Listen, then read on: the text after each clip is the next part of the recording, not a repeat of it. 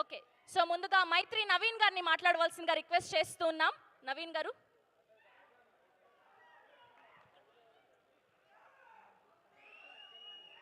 అందరికీ నమస్కారం అండి. అండ్ ఈ ఫంక్షన్కి వచ్చిన చిరంజీవి గారికి చాలా చాలా థ్యాంక్స్. అండ్ ఈ మూవీ ఫస్ట్ గ్లిమ్స్ చూసినప్పటి నుంచి ఆ రోజే ఇది సూపర్ హిట్ అని డిసైడ్ అయిపోయింది.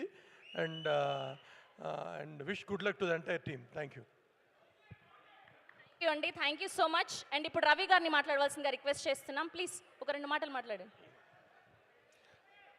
అందరికీ నమస్కారం అండి. ఈ చెన్నై లవ్ స్టోరీ ఈ సినిమాకి ఈ స్థాయి మంచి స్థాయి.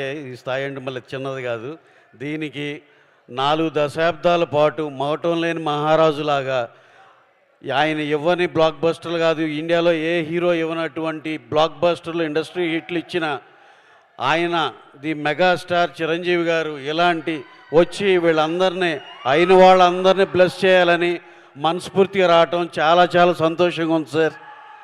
సో అలాగే నెక్స్ట్ 2-3 గురించి చెప్పాలనుకున్నా.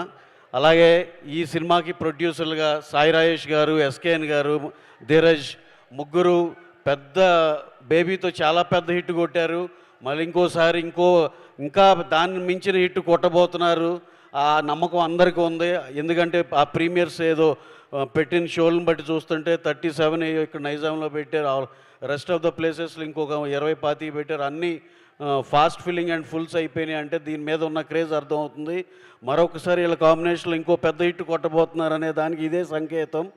అలాగే ఇంకొకటి all the best producers.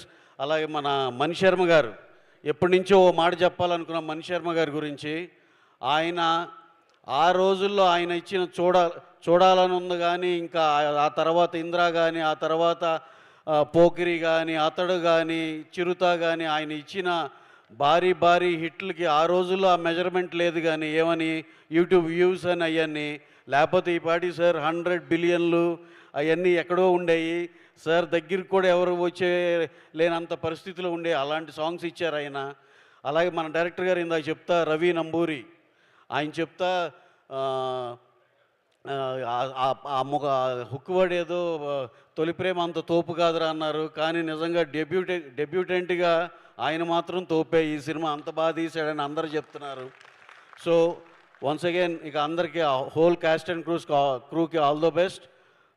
This is going to become a mega blockbuster. అదైతే వెరీ కాన్ఫిడెంట్. అందరూ అదే మూడ్లో ఉన్నట్టున్నారు. Thank you one and all. Thank you అండి. Thank you so much Ravi గారు. ఎస్. అండ్ అప్పటి ఈ కాంబినేషన్ని చూడడం చాలా ఆనందంగా ఉంది. అప్పుడు చూడాలని ఉంది.